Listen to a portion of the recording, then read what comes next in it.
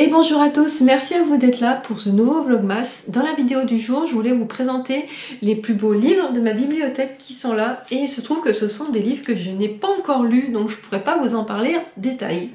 On commence avec le premier, il s'agit du Trône de Jasmin de Tasha Suri. Aux éditions Le Rayon Imaginaire, donc ça fait partie de Hachette.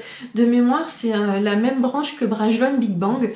Donc c'est un livre avec de la mythologie hindoue, si je ne me trompe pas, qui est magnifique avec son jaspage orange et sa couverture rose. Je ne l'ai toujours pas lu, tout simplement parce que je lui ai pas trop laissé le temps. Voilà, on va dire que c'est pas une priorité de lecture. J'ai lu 2-3 chroniques dessus qui étaient assez positives. Donc je pense que ça sera un de mes petits challenges de 2026 de commencer cette saga pour la connaître. Le tome 2 de mémoire est sorti, donc je ne sais pas si c'est une duologie ou une saga, et il est, lui, je crois, plutôt vert clair. Le second, il s'agit du Chant des voiles de Tiff, donc là qui a été auto-édité. C'est ma meilleure amie qui me l'a offert pour mon anniversaire il y a 1 an. Elle avait participé à la campagne Ulule et je le remercie parce qu'il est tellement magnifique. Donc déjà le jaspage, c'est une... Voilà, il est superbe. Il y a à l'intérieur, vous avez les cartes. Hop, la couverture est juste sublime. Ce livre est magnifique et en plus c'est une histoire de piraterie.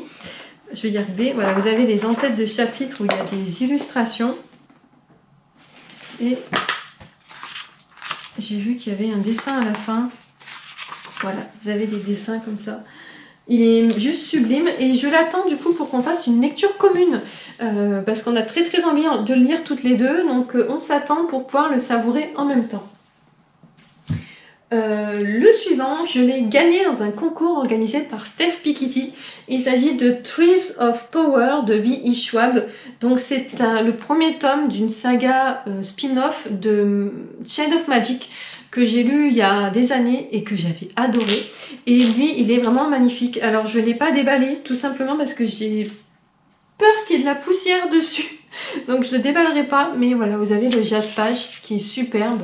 Vraiment, c'est un livre qui est très beau. Il y a une surjaquette et il me fait très envie. Là aussi, c'est de la piraterie. Il y a un peu une histoire de pirate parce qu'on voit derrière, il y a un bateau. Enfin, des histoires de marins, quoi.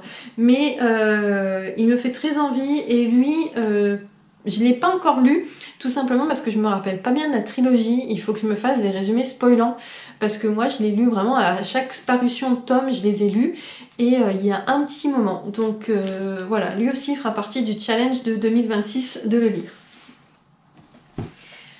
Le suivant, il s'agit de Nightbane, la saga Light Clark, donc c'est le tome 2 de Alex Aster. J'ai lu le tome 1 qui s'appelle Light Clark, que j'avais bien aimé, que m'avait offert ma sœur. Et du coup, j'avais prévu de lire celui-ci, donc qui est également très beau. Alors il est aussi emballé. En fait, quand je les déballe, c'est que je les ai lus. Voilà. Donc vous allez me dire, pour le lire, c'est quand même plus simple de le déballer. Voilà. Donc celui-ci est très beau. J'avais bien aimé l'histoire où on suivait... des seigneurs qui se retrouvent, des rois et des reines pour tous les millénaires pour essayer de lever une malédiction. Et il y a une petite romance au milieu, voilà, j'avais vraiment bien aimé. Et c'est vrai que lui, je l'ai acheté il y a un moment et je le fais traîner. C'est un petit peu dommage parce que les souvenirs du premier commencent un peu à s'effacer, mais je le trouve superbe, vraiment magnifique. En fait, je me rends compte déjà que les plus beaux, ce sont des collectors et qu'il y en a 3 sur les 7, c'est du Lumen. Le suivant, donc pas à la règle, il s'agit de La vie invisible d'Adi Larue, de V.E. Schwab également, éditions Lumen, avec son jaspage noir avec des petites étoiles blanches. J'ai ce livre depuis sa sortie, mais lui me fait très peur. Il me fait très peur parce qu'apparemment c'est assez contemplatif, il n'y a pas beaucoup d'action et vu la taille qu'il fait, j'ai très peur de m'ennuyer. Alors j'ai une copine qui l'a lu, qui a adoré, une autre qui ne l'a pas fini, voilà, parce qu'elle a trouvé du coup ça trop long. Donc ça ne me rassure pas, mais je pense que je finirai quand même par le lire parce que c'est V.E. Schwab et que j'aime beaucoup ce qu'elle fait et qu'il est juste magnifique. Je ne peux pas le laisser sans le lire.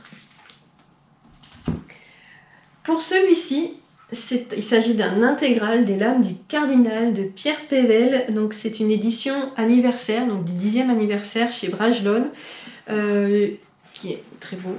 Ça fait un moment, un grand moment que j'ai ce livre dans ma pile à lire. Je l'avais eu en service de presse quand j'étais allée à Paris pour participer à une journée de formation des éditions Bragelonne où ils nous parlaient un peu de la maison d'édition et où ils nous montraient leur parution du jour, du mois, et nous expliquaient un peu les différents univers de la maison d'édition. Et on était reparti avec un sacré bagage de livres, je me rappelle. Et il est magnifique, il est magnifique. J'ai jamais pris le temps de le lire encore, mais parce qu'il est énorme. En sachant que Pierre Pével, j'ai commencé Le Paris des Merveilles et que j'aime bien sa plume. Et lui, il fait vraiment vieux livre. La tranche est superbe. Il est vraiment magnifique.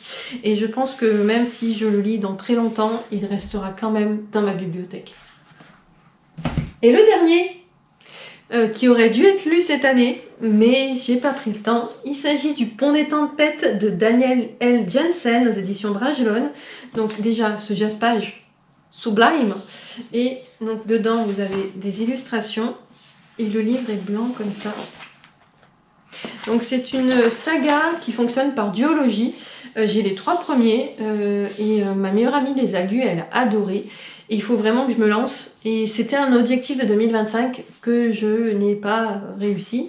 Je voulais commencer Le Pont des Tempêtes et je ne l'ai pas fait. Voilà. Parce que j'ai voulu commencer d'autres sagas qui étaient aussi prévues. Je pense notamment à La Cité de Letton, qui est quand même bien plus grosse en termes d'épaisseur de livre. Mais voilà, il est magnifique. Il est vraiment superbe. Et lui, par contre, oui, ça sera un objectif en 2026 de lire les 3 que j'ai. Donc voilà pour mes plus beaux livres que j'ai dans ma bibliothèque. Comme vous avez vu, c'est souvent des livres qui sont en cartonné, collector, avec du jaspage, mais que j'aime, je les trouve vraiment très très beaux. Je suis assez sensible à ça. J'essaie de faire attention parce qu'il y a beaucoup de maisons d'édition qui le font, qui font des collectors avec des jaspages, et les livres sont de plus en plus chers. Et la différence entre un brochet et un collector devient énorme. Je pense par exemple à Force Wing de Rebecca Yarros que j'ai acheté moi en version paperback normale. Je crois qu'il est par exemple à 20,90 € et ma meilleure amie avait acheté la version collector qui est à 27,90 €.